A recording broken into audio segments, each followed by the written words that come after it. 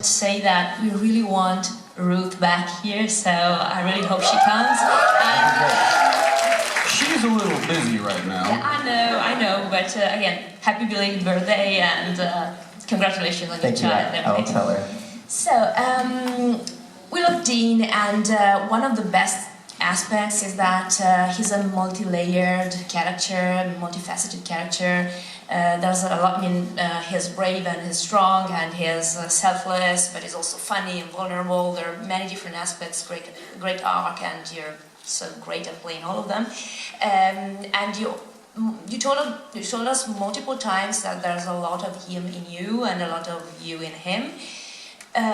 You're protective and you're smart and you fight for what you believe in. But are there any... Keep going. Well, I could forever, but are there any aspects that were particularly difficult for you to play because they didn't resonate with you, and that was difficult to make that happen? His love for junk food. Oh yeah. That was hard. I'm a pretty good eater when it comes to that stuff. Like I don't live for food the way Dean did. I eat to live, not live to eat. Whereas he would live to eat. Like anything he could get his hands on. I mean, he probably should have weighed a little more and had higher cholesterol than he did. But I saw the episode where like something zaps a ham and it cooks the ham and you're eating the whole ham. You know what I'm talking about?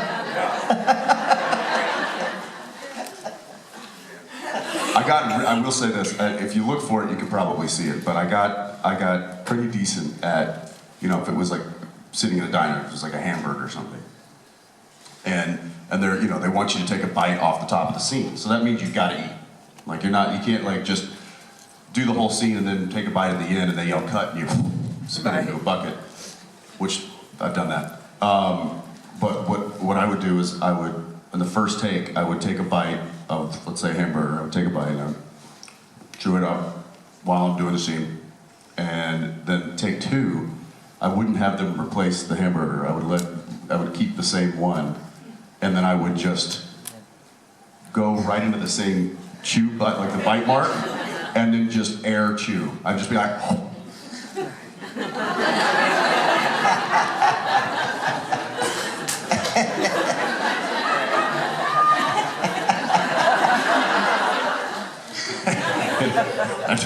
I would do it like the next 5 takes. I wasn't eating anything. I was just chewing nothing. That's my imitation of Richard Spade. Right, but he doesn't have gum in his mouth. No, he's chewing on something like a cow. It's like a cud. All right, I gotta get out of here. Leave him to you. All right, take off. Love you all. Thank you.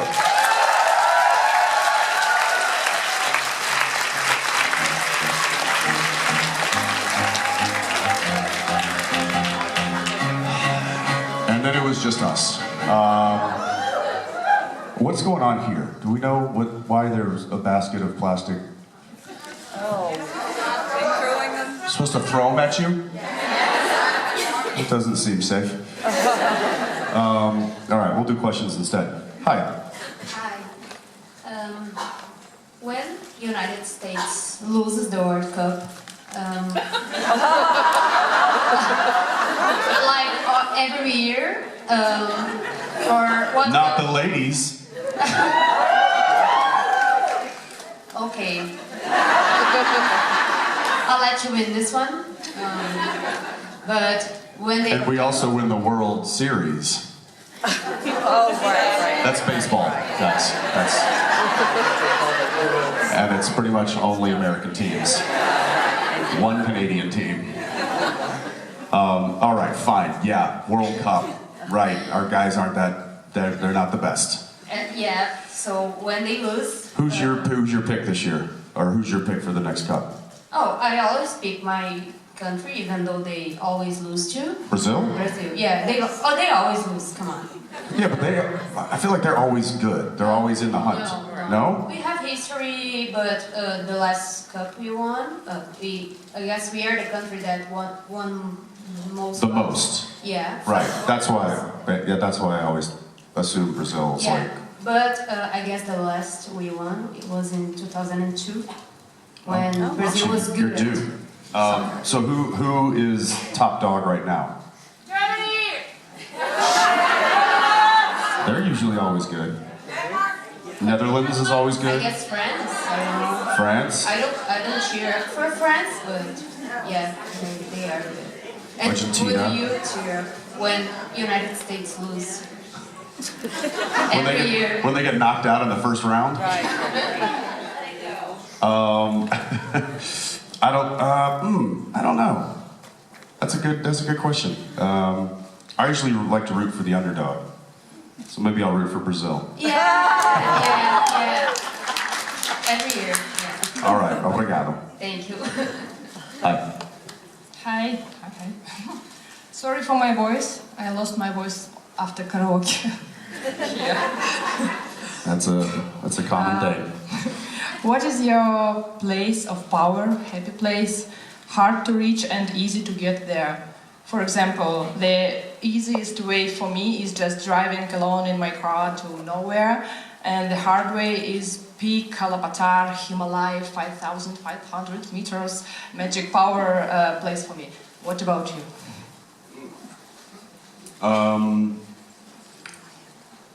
The easy one is probably my backyard.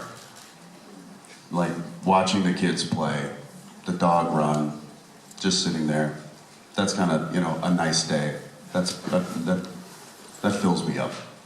A hard place would be probably the middle of the ocean somewhere, like on a fishing boat. Yeah, last summer I did some offshore fishing off of North Carolina, and we were like 60 miles off the coast. It's just nothing but water. It was awesome. I caught a big fish.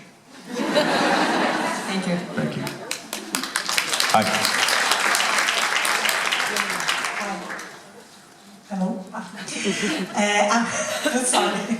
I'm here because I'm with my daughter, and what the show together is like a bond experience, and also an educational tool for me. Like, you see, when you don't communicate, you do epic shit like them. And Yeah, pay attention. pay attention to that, and you have to read all the contracts, even the little letters and. The fine print. Yeah, exactly. And also a chance for me to show her how was life before, when she was little. Yes, the cell phone was like that. It's not like we are used to see now. And my question is, did you realize that the show helps to build a bridge between generations? I wouldn't have imagined that, but now the fact that the show was on for as long as it has been, and we're now 19 years from when it first started. It has been brought to my attention, from people like you, that there has been kind of a bringing together of generations. I remember the first time I heard that it was a mother, daughter, and a grandmother, and all of them showed up at the autograph table and said that they've all bonded over watching the show, and I just was like, what? Like three generations.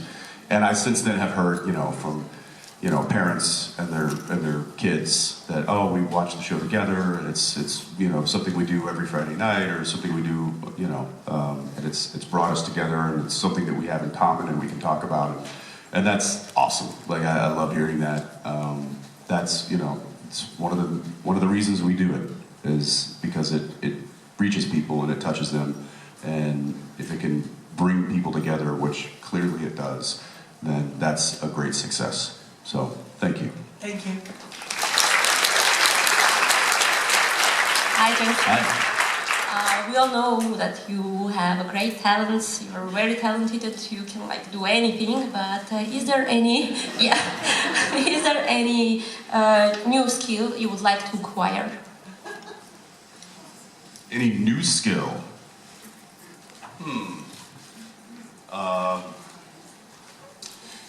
know what I've started doing that it was something I always wanted to do, but it was never something I took the time to learn. I mean, I knew the basics, but I didn't really understand it in a way that I felt like I needed to be good at it. And that's play chess.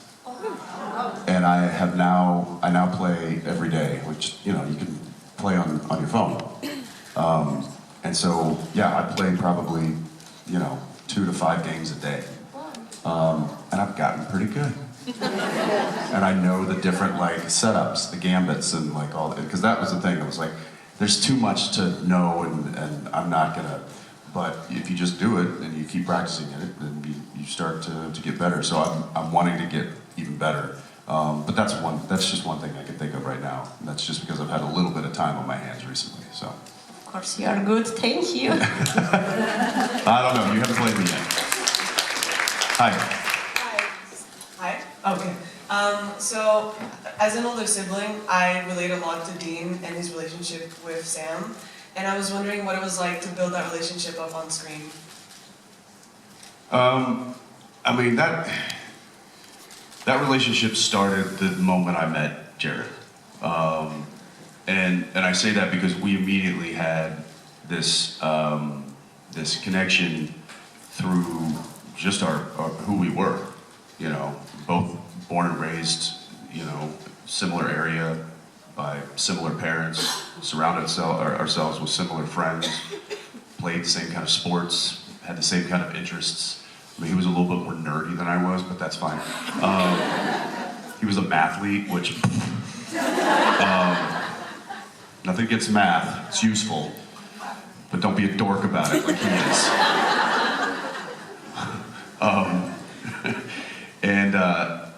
But when we first introduced ourselves, you know, it was immediate. There was, you know, he was like, oh, where are you from? I was like, oh, San Antonio. Where are you from? From Dallas. Oh, no way. You know, we root for the same sports teams. Like, there was just an immediate, like, friendship that happened when we met. And so the day we met was the day that we ended up auditioning together as Dean and Sam in front of the studio and the network and everything. And so we went from meeting each other in the waiting room of the studio to then going into another room and playing brothers. And so it was instant that started. And then what really solidified it was when we got the job, which was that day in the room. They were like, congratulations, you guys are the brothers Winchester. And we were like, sweet. And so then the studio was like, all right, well, let's get these guys in fighting shape. Like, these brothers should know how to, like, handle themselves. I was like, I know how to handle myself. And they're like, no, we know, but we're gonna help you out a little bit anyway. I'm like, all right, fine. So they put us into boxing training. We went and started working at this boxing gym, and started, you know, learning. We were punching things every day, and I'll never forget one time they were like, all right, it's been like a few weeks, and we, you know, been working on the heavy bag, working the speed bags, working on the focus mitts. And then they were like, all right, I think you guys are ready to get in the ring together. We were like, oh, and I'm looking at him, I'm like, I'm gonna knock this tall, skinny son of a bitch out. And we put the headgear on, and we were dancing around, a couple of jabs at the body, a couple of punches, and then he just rocked my nose, and I was just like, boom! And I was like, and I like, went back against the ropes, and I was like, you mother. And so I was back, and I was like, and then I went for a jab, and he dodged it, and I just went, boom, right in the side of his ear. And he was like, he'll tell you, it was like it was like a bell rung. It was like, boom. And then I think he like just started swinging his arms wildly, and then and they were like, all right, we're done. You guys don't get to fight against each other anymore. And he and I were like laughing, like, yeah, I think we're better if we fight other people together rather than each other. And so that again then kind of like really started solidifying our relationship. And then as some of you know, we ended up getting up to Vancouver And we had an unfortunate incident where after a few days of filming, everything was going great. He and I were having a great time. We went to go meet a producer at a restaurant one evening after we finished work, and there was a group of drunk guys that just started fighting us in the street. They mistook us for somebody that they had just gotten kicked out of a bar because they were in some of you know the story. They got into a thing with some other guys in a bar. They got kicked out, and then when they were coming around the side of the building, we happened to be walking that way, and they were like, "That's them!" And Jared and I were like, "Who?" And that's all the warning we got, and then they just started throwing punches. Jared and I had just come off like 8 weeks of boxing training. Hold my beer. And we lit him up. And then then he and I were like bonded for life, and that was just a few days into filming. So if we weren't already, brother types, that we were definitely then, and then it just kept taking shape and growing as the seasons and the years went on, and so yeah, that's why my kids call him Uncle Jared. Yeah. Thank you. Thank you. Yeah. Hi. No deep dive today, because it's Sunday, so. Thank you. Deepish dive. Oh, okay. All right. It's not a softball. Okay, here we go. No, it's a medium ball. Okay, I wanted to know how much say you had in Dean's other clothes, like his 1944 costume, like his army medic costume, because I get the impression that you worked quite closely with Kelly, the costume person, but I'd like to know how much. And a little bit of a deeper dive, how much do you think those clothes impacted your performance? Not just as Dean, but as Beau, because you like the jackets. It was cool. And Soldier Boy with the blue shirt when he was in the hotel room. Yeah, the Giants jersey. Yeah. So